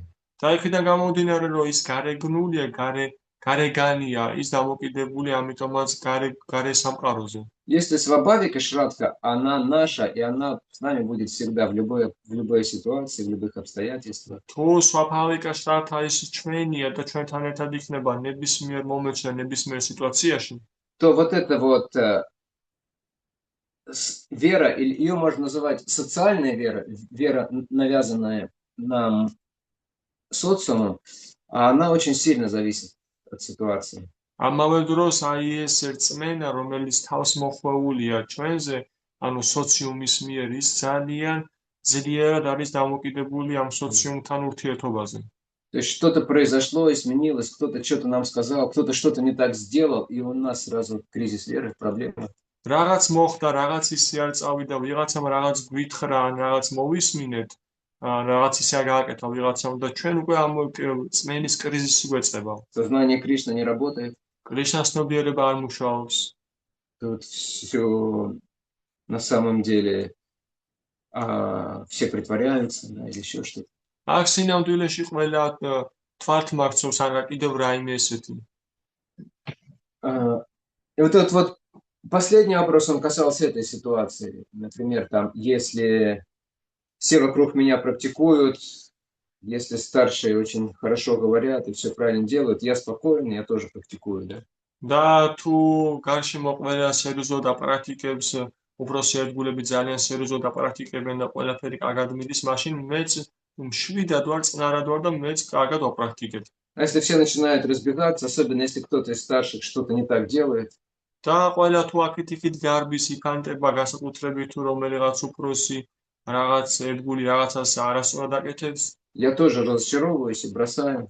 მეც გული წყდება და ვანებებ თავს. Или, например, такая вот общественная вера, социальная вера, она проявляется, когда мы приезжаем на фестиваль или еще куда-то.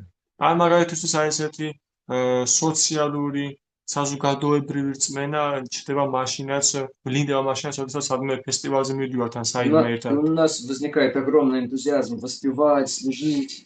ჩვენ უზარმაზარი ენთუზიაზმი გვიჩნდება, რომ წმინდა სახელები გავიმეოროთ და ვიმსახუროთ. Потом мы возвращаемся в свое место, там, домой. მერე ჩვენ ადგილს უბრუნდებით მაგალითისთვის სახლში. И поскольку уже нет этой поддержки извне, то у нас начинаются проблемы, апатия. და იქიდან გამოვდინა, რომ ეს გარეგანი მხარდაჭერა უკვე აღარ გვაქვს, ეს გარემო აღარ გვაქვს, ჩვენ გვეწება წმენის, ესე ვთქვათ, ნელ-ნელა დაცემა, დაშვება და აპათია გვემართება. И вот очень часто эта внешняя вера, она зависит от каких-то не совсем правильных вещей. და ძალიან ხშირად ეს გარეგნული წმენა დაფუძნებულია არც თუ ისე სწორ რაღაცებს. То есть она, например, очень сильно зависит от того, чтобы человеку нужно видеть какие-то чудеса. მაგალითისთვის ის ძალიან ძლიერად არის დამოკიდებული იმ ფაქტორზე, რომ ადამიანის მნიშვნელოვანია ხედავდეს რაღაც სასწაულებს. То есть, если человек видит чудеса, вот какие-то необычные вещи происходят, то он воодушевлен. თუ ადამიანი ხედავს რაღაც სასწაულებს, როდესაც რაღაც არც თუ ისე ჩვეულებრივ რაღაცები ხდება, მაშინ ადამიანი ახსავსია სულისკვეთებით.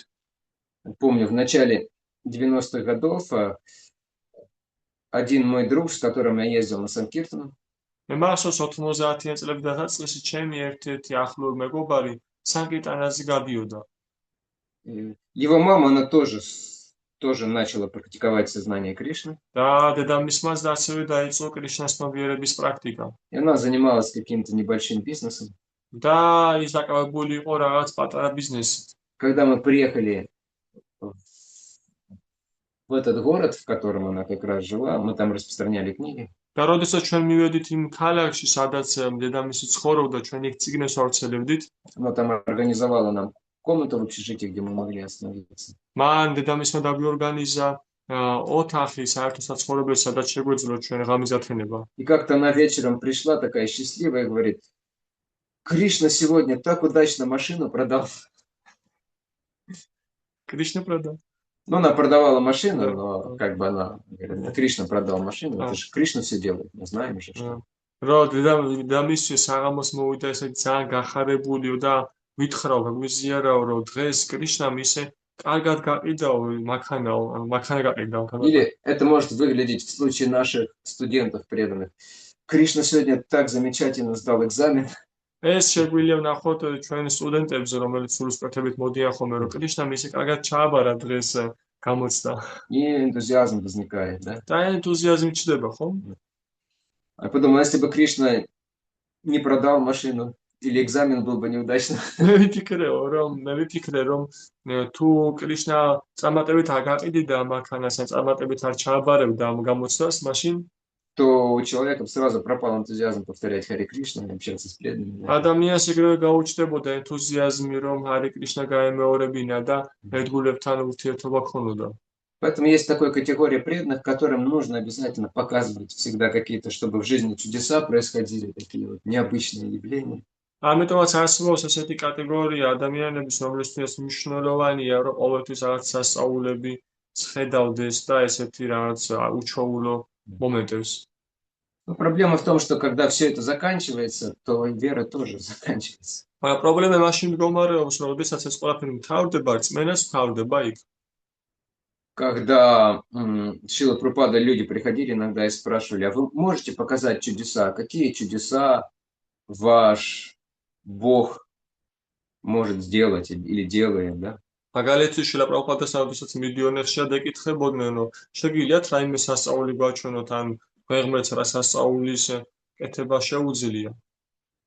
Шрила Прабхупада говорит: мой Бог не принимает взятки. შრილა პრაბჰუპადა პასუხობდა, რომ ჩემი ღმერთი ქრთამებს არ იღებს.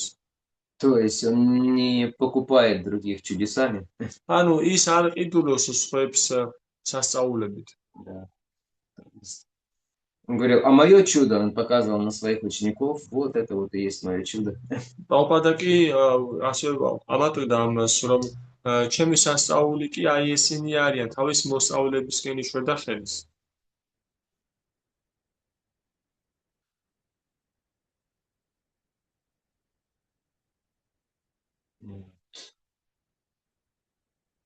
понятное дело, что вначале у нас в большей части вера вот именно такая, данная другими, не наша еще своя, не собственная, а ту веру, отраженная это называется вера.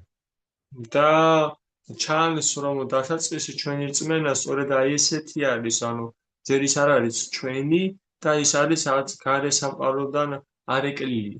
Мы общаемся с преданными, воодушевляемся, пока мы с преданными все хорошо.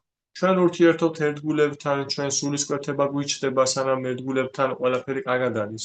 Когда Кришна что-то такое устраивает необычное в нашей жизни, то хорошо.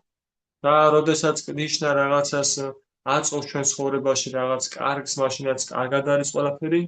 Я помню, у меня такое было, когда я начал повторять Харе Кришна, у меня что-то такое необычное стало происходить. მე მქონდა ესეთი სიტუაციები, როდესაც მე ჰარე კრიშნას გამეორება დავიწყო, ჩემ ცხოვრებაში რაღაც უჩვეულ რაღაცება დაიწყო მოხდენა. Сидел на своей кровати в общежитии, повторял Харе Кришна. ვიჯექი ჩემ საწოლზე საერთო ცხოვრებელში და ჩემთვის ჰარე კრიშნას ვიმეორებდი. И вдруг как-то так хорошо стало. და უცებ რაღაც კარგად გავხდი. У меня все тело завибрировало просто. ჩემთელმა ჩემმა სხეულმა ვიბრირება დაიწყო, ვიბრაციები. Так это было необычно и приятно. ესეთი უჩვეულო იყო და სასიამოვნო. Я думал, сознание Кришны это классно. მიკროდერა კრიშნასთან მიერება ეს ალაგანია მაინც. Ну, через дней 5 это закончилось. მაგრამ სადაც 5 დღის მერე დამთავრდა ეს, დასრულდა. Вот. Уже было гораздо сложнее. და მე ბევრად რთული იყო.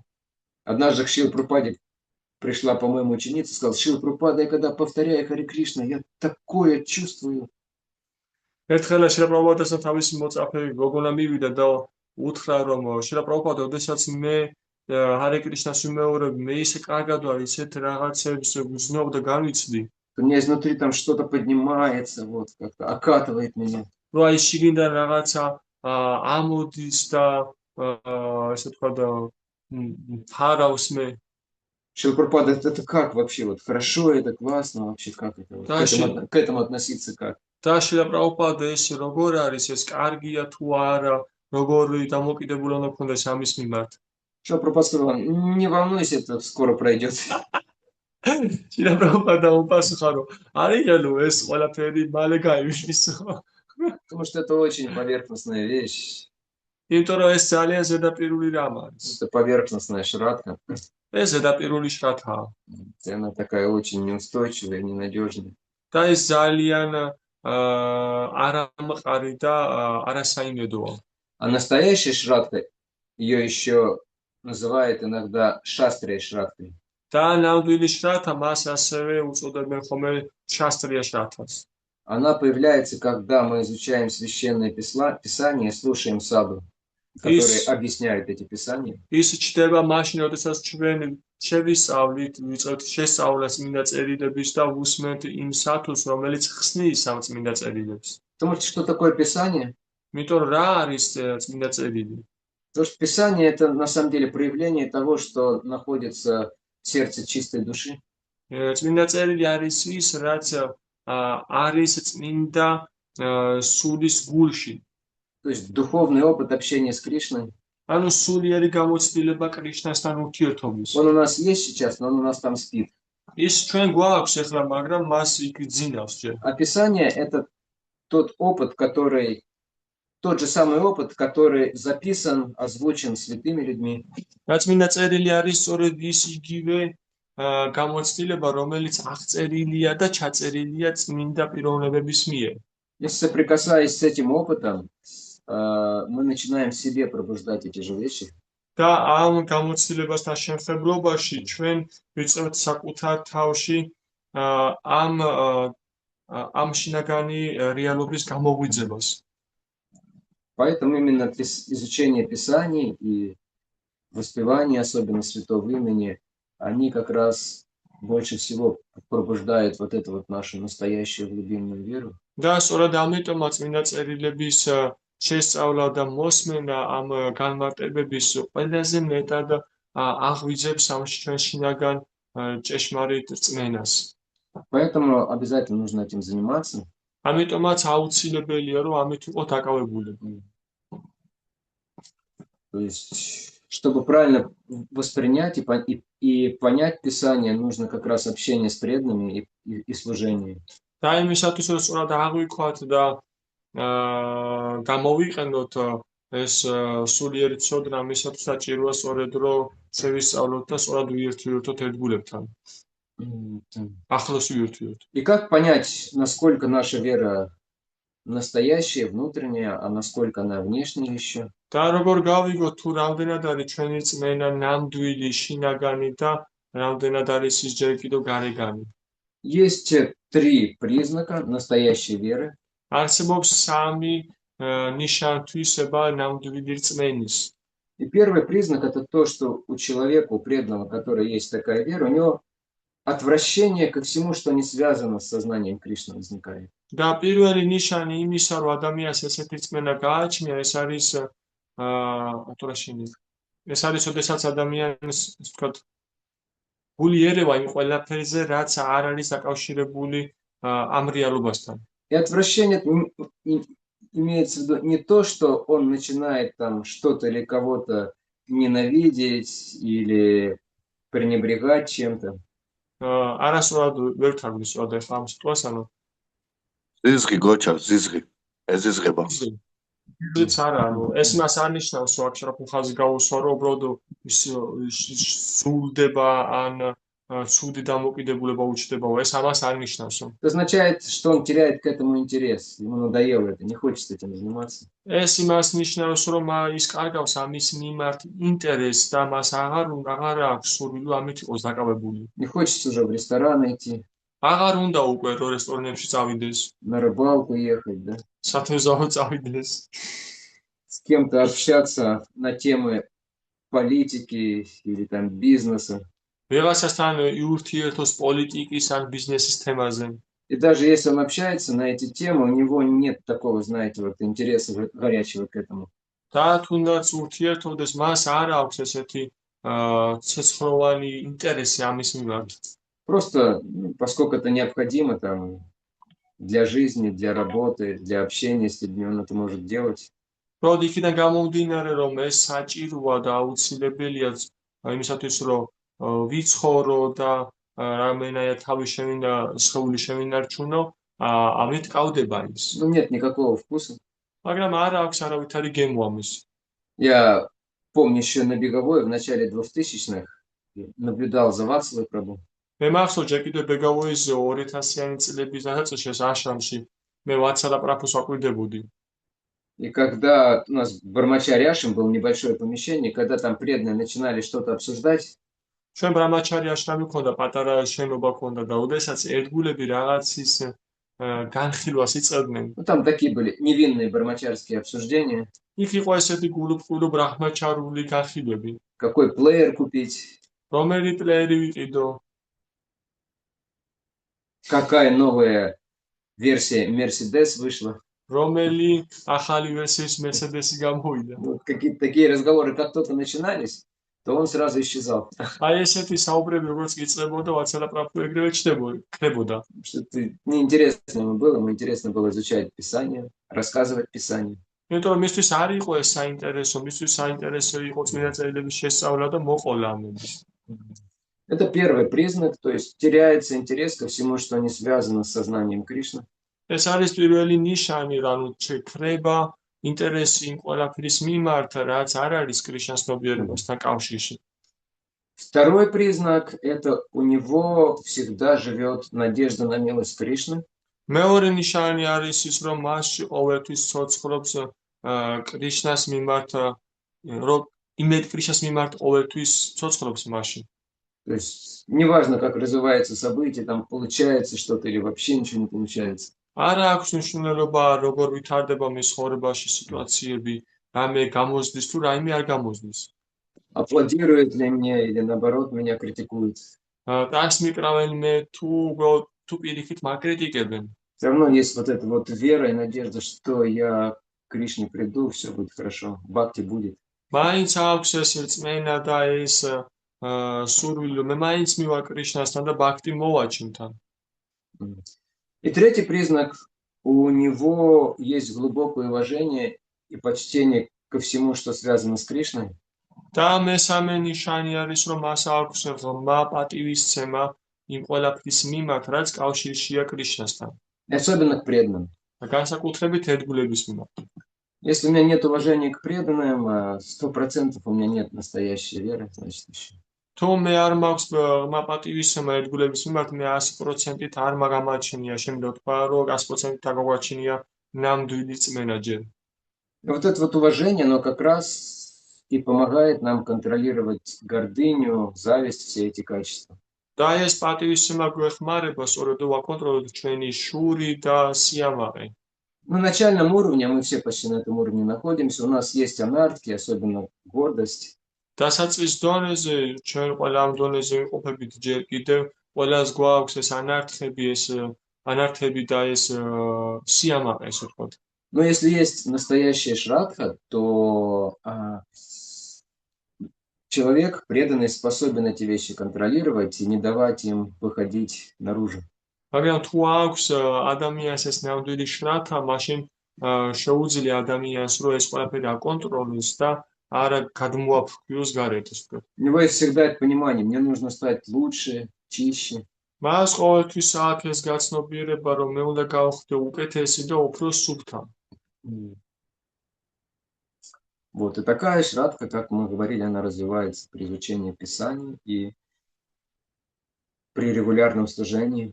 და ჩვენ ავოდით, რომ ესეთი შრათა ვითარდება წმინდა წერილების და შესწავლით და მოსმენით წმინდა წერილების განმარტებების.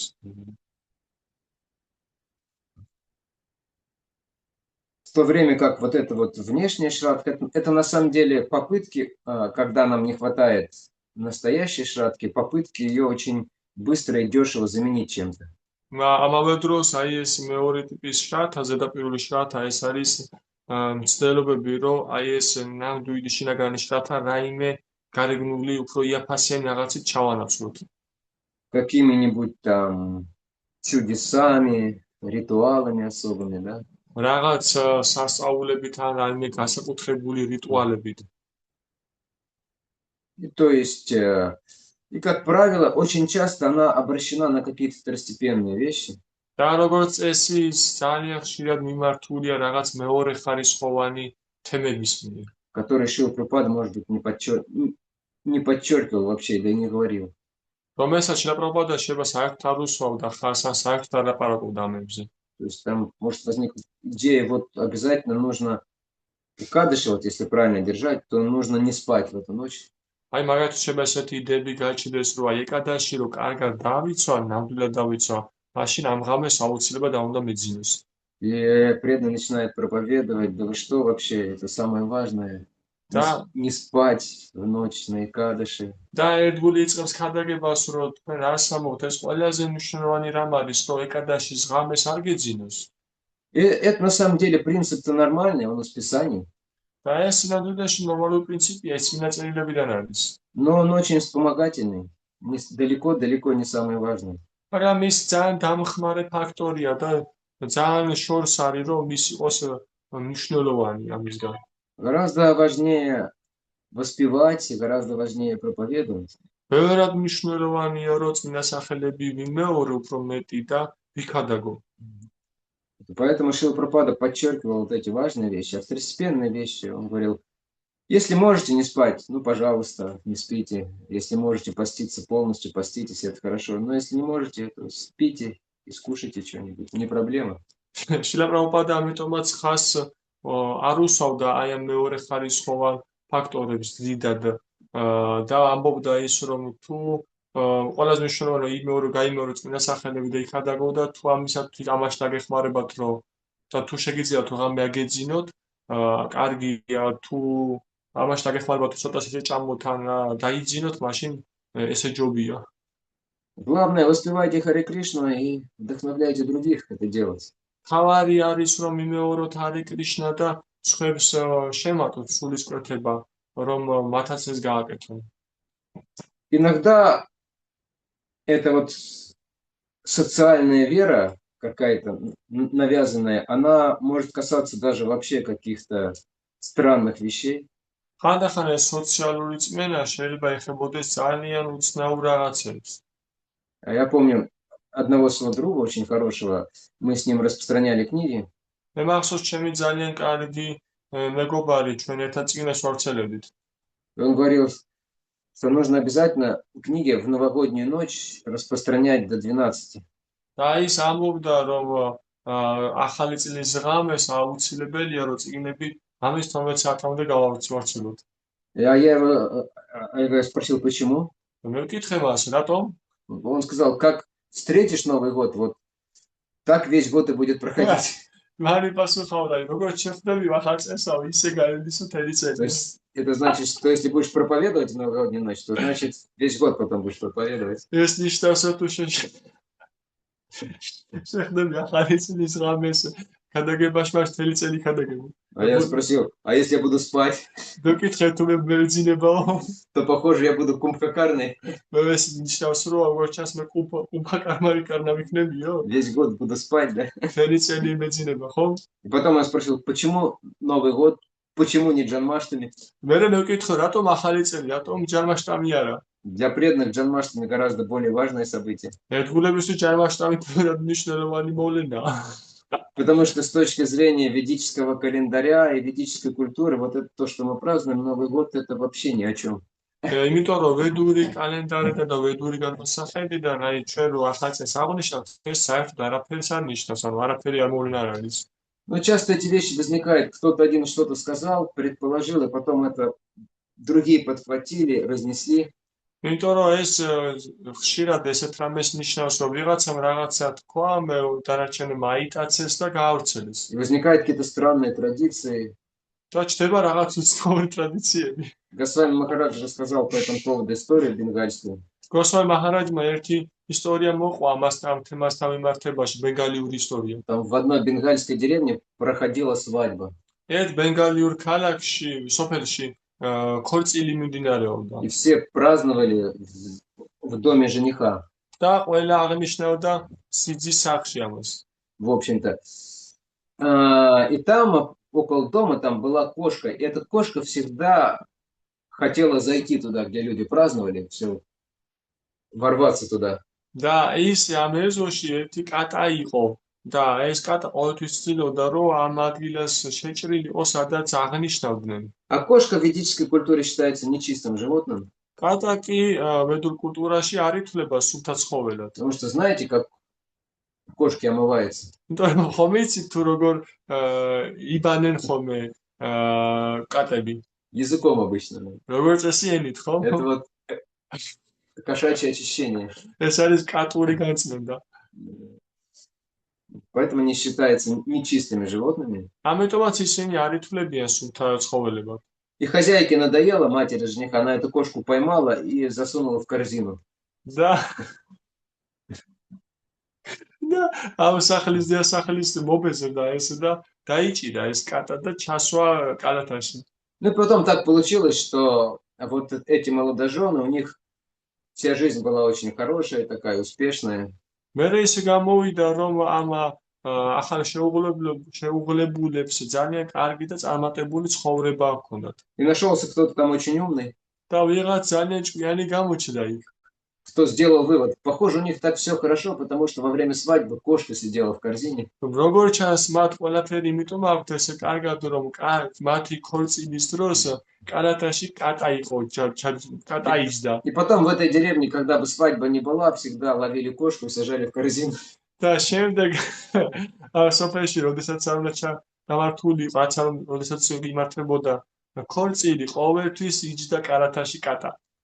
И через 10 лет уже никто не знал, почему они это делают, но чтобы все хорошо было. 10 წლის მერე უკვე არავინ აღარ იცოდა თუ რატომ აკეთებდნენ ამას, მაგრამ იმისათვის რომ ყველაფერი კარგად ყოფილიყო, ყველა აკეთებდა. Или здесь 2 дня назад я воспевал джапу, повторял святые имена в алтарной, ну, днем уже. ან როგორც აქ მაგალითისთვის 2 დღის წინ ჯაპას ვიმეორებდი алтаრის ოთახში უკვე დღისით. Вот. И, ну, знаете, сейчас ребята постоянно приходят, студенты, у них каникулы сейчас. და თქვენ იცით რომ ეხა ბიჭები ყოველთვის მუდმივად მოდიან, ეხა არ დადეგები აქვთ მათ. Вот пришло 2 таких парней, студентов индийских. მოვიდნენ ესეთი 2 ინდუელი სტუდენტი. Они, как всегда, пришли там, поклонились и минут 5-10 посидели молча. ისინი როგორც ყოველთვის შემოვიდნენ, ქედი მოიხარეს, ილოცეს და სადაც 10 წელი ჩუმად იჯდნენ. И потом опять подошли к алтарной, но перед уходом они обычно касаются пола, там вот этого, где алтарная начинается. Вот это вот. და შემდეგ წასვლის წინ ისინი მივიდნენ არტართან და როგორც წესი ისინი ეხებიან ხოლმე იატაკს, ამ არტარის იატაკს. А потом один из них так встал и раз 5 сделал. და ერთ-ერთი მათგანი არტარის წინ დადგა და ისინი ბუქნების კეთება დაიწყო. Другой так не понял, но потом посмотрел, что это делает, и тоже начал делать. მეორე ვერ მიხვდა თავიდან ესაკეთებდა ეს და მაგრამ დააკვირდა თავიდან გაკვირებული, მაგრამ მანაც დაიწყო გამეორება. Причем, если спросить его, почему ты так делаешь, я думаю, что там никакого ответа бы не было. და ამავე დროს მიხვდა, კითხო, რატო აკეთებ ამას? დარწმუნებული რომ არავითარი პასუხი არ იქნება. Но это может быть совмещение поклона и приседания, да? ეს შეიძლება იყოს ესეთი შეხამება ქედის მოხდის და ჩაჯდომის ალბათ. То есть много таких вещей возникает. და ესეთი მრავალი რამ ჩდება ახალ-ახალ. Вот. Это все как раз вот это вот внешняя вера, суеверие. და ეს არის სწორედ ეს გარეგნული რწმენა და ცრურწმენები. Поэтому нам нужно взращивать правильную веру. ამიტომაც ჩვენ უნდა განვითაროთ სწორი რწმენა. Лишь надо Чакраварти-Такур сравнивает веру с маленькой новорожденной девочкой. ვიშნავართა ჩაკრავართაკურა ადარებს რწმენას ახლად დაბადებულ გოგონას. И о ней нужно обязательно заботиться. და მასზე აუცილებლად უნდა იზრუნო. Потому что о маленьких детях нужно заботиться на каждом шагу и быть очень внимательным. იმიტომ რომ პატარა ბავშვებზე ყოველ ნაბიჯზე უნდა იზრუნო და ძალიან ყურადღებით უნდა იყოს. Защищать от всех и всего. უნდა დაიცვათ ყველაფრისგან და ყველასგან. Это первое. Второе, ее нужно кормить правильно. ეს პირველია და მეორე არის ის, რომ ის აუცილებლად სწორად და კარგად უნდა გამოყვებოთ. И лучше ее кормить материнским молоком. Это самое лучшее. და ყველაზე კარგი საუკეთესო არის, რომ ის გამოყვებოთ დედის რძით. И материнское молоко в этом случае это действительно священное писание, и это Кришна Катха из уст чистых преданных. და დედის რძი ამ შემთხვევაში ნამდვილად არის წმინდა წერილები, კრიშნა კათხა, რომელიც წმინდა ერთგულის ბაგებიდან მოედინება. Но в Кали-югу вы знаете, чем детей кормят. მაგრამ კალიოგაში თქვენი ციტურით იკვებავენ ბავშვებს. Покупают детское питание, ყიდულობენ საბავშვო საკვებს, непонятно из чего сделанное, да. რომელიც გაუგებარია რისგან არის აკეთებული Начинают кормить детей. და იწყებენ ამით გამოყვებას ბავშვებს. И потом ребенок вырастает больным, без иммунитета. და შემდეგ ბავშვი იზრდება ავადმყოფი და იმუნიტეტის გარეშე. Поэтому очень важно нам с самого начала иметь правильное общение, правильное слушание. ამიტომაც ჩვენთვის მნიშვნელოვანია დასაწყისიდანვე გქონდეს სწორი ურთიერთობა და სწორი მოსმენა. Тогда наша шрадха будет очень здоровой, красивой, правильной. მაშინ ჩვენი შართა ძალიან ჯანმრთელი, ლამაზი და სწორი იქნება. Харе Кришна. На этом мы остановимся, если у кого-то есть вопросы, და ჩვენ ამაზე შევჩერდებით და дополнения какие-то. თუ ვინმეს აქვს რაიმე კითხვა ან დამატება სურს, შეუძლიათ ეხლა. Если кто-то еще выжил, თუ ვინმე კიდევ არის უცხალი ვარ. Все. Значит, у всех есть настоящая шрадха. Вы все высидели. ნახან ყველა თქვენგან მაგ გაუძლო, მაშინ ყველას ნამდვილი შრათა აქვს. Несмотря на то, что было суровое испытание. მიუხედავად იმისა, რომ ესეთი მკაცრი გამოცდა გეილოდოთ.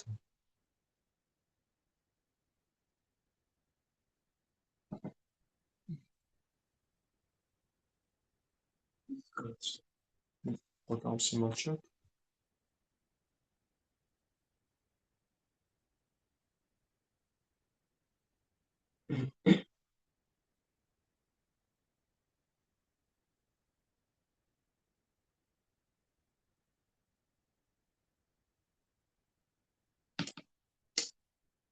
Если нет особо вопросов, тогда мы на этом закончим. Თუ იმეს არა აქვს აიმე განსაკუთრებული კითხვა, მაშინ ამას გავჩერდებით ჩვენ. Следующая встреча у нас будет во вторник, да? და შემდეგი შეხვედრა ჩვენ გვქონდა სამშაბათს. Мы уже перейдем к серьезной философии во вторник. ჩვენ სამშაბათს გადავართ სერიოზულ ფილოსოფიაზე. Так что готовьтесь. Праздничное настроение нужно будет отложить. ასე რომ მოემზადეთ კარგად და ასე თქვა და აღმონიშნელი ესეთ სახალხო განწყობა გვერდზე უნდა დავდოთ. მარიამ პადიმაი თუ Марьям, да? Что, Марьям? Скажи. Харе Кришна. А мы обсудили вот этот последний вопрос, то, что касается, когда преданный делает что-то. Да. Спасибо, Марьям, да. Он как раз касается вот этой темы внешней шрадхи. ეს ბოლო კითხვა რომელიც გავიხსნოთ ეს ორი ეხება იმ თემას რომელიც ამ გარეგანი შრათასე შრათაა წენამ. То есть, когда у нас вот эта вера очень поверхностная, она зависит от того, что другие делают и как другие себя ведут.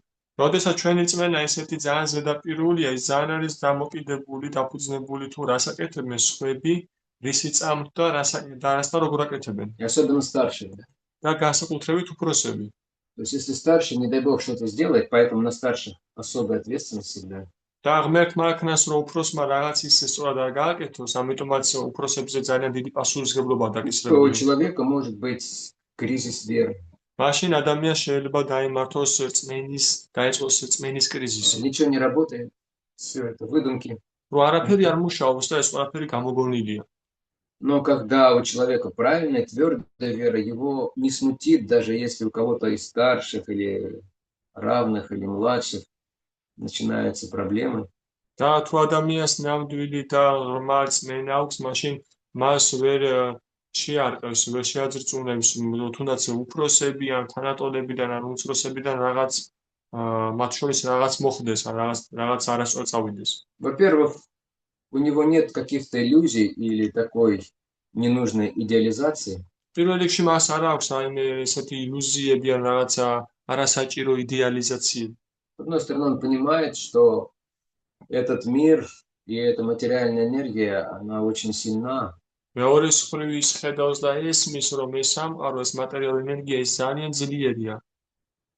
То есть она может привести к падению любого, и там, если такие преданные, как Махараджа Бхарата, падал. და მან შეიძლება მიყვანოს ნებისმიერი პიროვნება დაცემამდე და ისეთი პიროვნები როგორც მაჰარაჯა ბჰარატა თუ ისეთი პიროვნები ეცემიან. Великие полубоги, великие мудрецы. დიადი ნახევარმართები და дияди ბრძენები. То, что говорить о нас, о простых смертных. მაშინ რა უნდა თქვა ჩვენზე უბრალოდ მოკვდავებზე. Если у кого-то одного проблема, это не значит, что все не так, неправильно, что у меня тоже должны быть проблемы. რომ ვიღაცა ერთს თუ პრობლემები აქვს, ეს იმას არ ნიშნავს, რომ ეს ყველაფერი ესია და მეც აუცილებლად მექნება პრობლემები, ეს ამას არ ნიშნავს. Там, для человека с твердой верой, даже если все вокруг будет рушиться, вот, его это не заденет сильно очень. და პიროვნებას, რომელსაც ძლიერი წმენა აქვს, თუნდაც გარშემო ყველაფერი ინგრევოდეს, მას დიდად არ შეარყევს ეს. Я помню одного из своих таких хороших знакомых, мы с ним вместе года 3 распространяли книги, в одной машине ездили. მე მახსოვს ერთი ჩემი ძალიან კარგი ნაცნობი, მე მასთან ჩვენ ერთად დაახლოებით 3 წელი ვავრცელებდით წიგნებს. Даже больше, наверное. მანქანით მოგზაურობდით სხვადასხვა ადგილებში, მეტიც. И в 98 году და 98 წელში простите, самый известный духовный учитель и самый популярный духовный учитель вот здесь, в наших странах, России, Кавказа, Украины и всех остальных республик, оставил движение и оставил Шрилу Прабхупаду. და აი ამ პერიოდში ყველაზე ცნობილი სულიერი მოძღვარმა გურუმ, ანუ რომელიც აქ ყველაზე ძლიერად აქტიურად ქადაგებდა რუსეთში, კავკასიაში და ამ ტერიტორიებზე, მან მოძრაობა დატოვა და დატოვა შრილა პრაბჰუპადა. И он как раз был учеником этого гуру. და ის იყო სწორედ ამ გურუს მოსწავლე. И когда все это произошло, он в это время был где-то на лечении на Украине, где-то, не в Москве. და როდესაც ეს ყველაფერი მოხდა, ის სადღაც უკრაინაში იყო, თუ არ ვცდები, სამკურნალოდ. И потом там началось целое движение, в основном ученики этого гуру, они уезжали из храма, тоже разрывали с искон, говорили, что это все ерунда. და მთელი მოძრაობა, საპროტესტო მოძრაობა აგორდა ამ დროს ამ გურუს მოსწავლეებმა დაიწყეს ტაძრებიდან გამოსვლა და დაიწყეს რომ მთელი ეს მოძრაობა ისკონის სულელია. Мы теперь свой правильный искон создадим, настоящий. ჩვენ ახლა შევქმნით ჩვენს სწორ ისკონს, ნამდვილ ისკონს შევქმნით. Вот они ездили везде, проповедовали, особенно своим духовным братьям. და ისინი ყველგან დადიოდნენ და ყველას უქადაგებდნენ, განსაკუთრებით თავის სულიერ ძმებთან. И вот двое из этих ребят из Москвы, они приехали к нему туда, на Украину, где он лечился. და აი ეს ორი ბიჭი რა მოსკოვიდან ესტუმრნენ ამ ერთგულის უკრაინაში, სადაც ის კურნალობდა. Говорит, давай с нами, если ты настоящий ученик. წამოდი ჩვენთან ერთად შემოგვიერთო თუ შენ ნამდვილი მოსწავლე ხარ. И оставляет этот искон. დატოვე ეს ისკონი. Вот он не оставил. მანან დატოვა.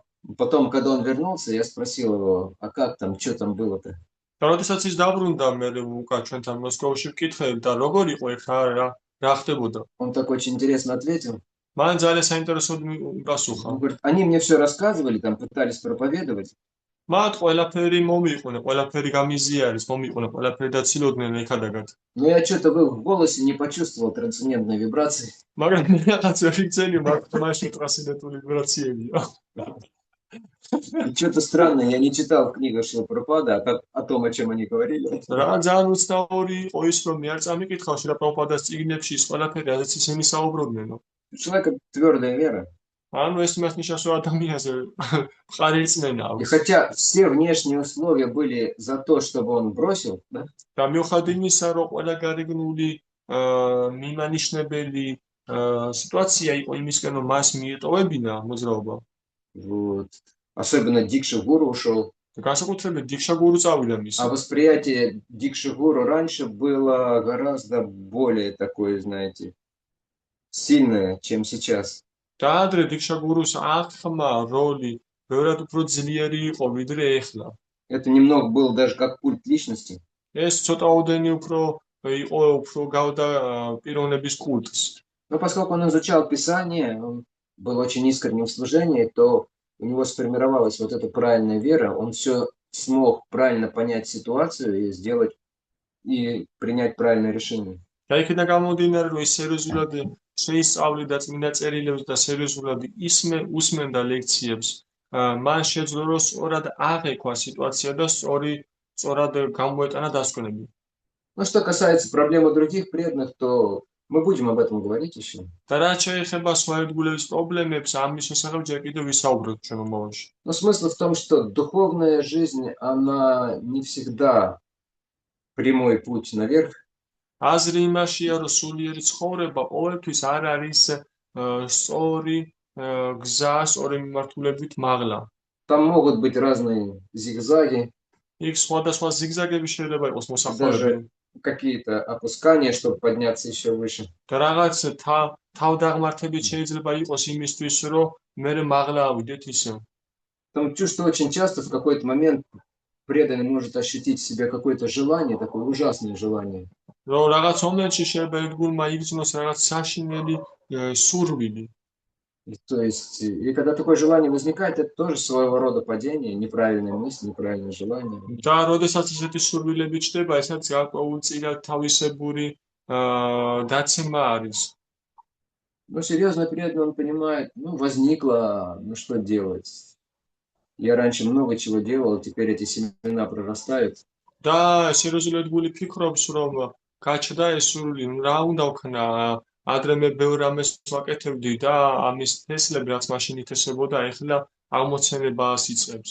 Не значит, что я должен кидаться исполнять это желание. ეს იმას არ ნიშნავს, რომ მე უნდა ვეცე და ამ სურვილების ასრულება დავიწყო. Оно на самом деле не мое, оно навязано мне. ის სინამდვილეში ჩემი არ არის, ის თავს მოხოვულია. Но даже если действительно он падает жертвой, და თუნდაც ის ხდებოდეს ამ სურვილების მსხვერპლი, он все равно потом в какой-то момент он понимает, раскаивается и думает, ну что делать, ну свалился, ну нужно омыться и идти дальше. და თუნდაც ის შეფრთხდებოდეს ამ სურვილების, მე რაღაც მომენტში გონს მოდის და ფიქრობს, რომ რა უნდა ვქნა, ვერაფერს ვერ შევცვლი, მე მსხვერპლი გავხდი ამისა, უნდა ავდგე, განვიბანო, გავიწმინდო და გავაგრძელო სიარული. И все равно без Кришны никуда не имеет смысла все остальное. კრიშნას გარეშე მაინც აზრია რა, ყველაფერზე სად უნდა წავიდე, маინც ყველაფერს აზრი ეს არის.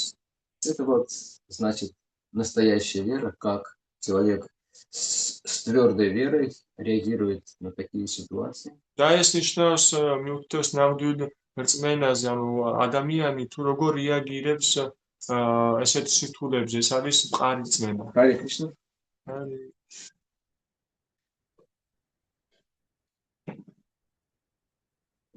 Шилпрапада ки джай.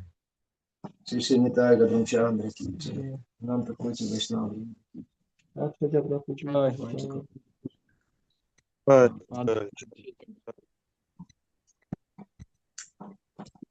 Что всех увидим завтра, я надеюсь.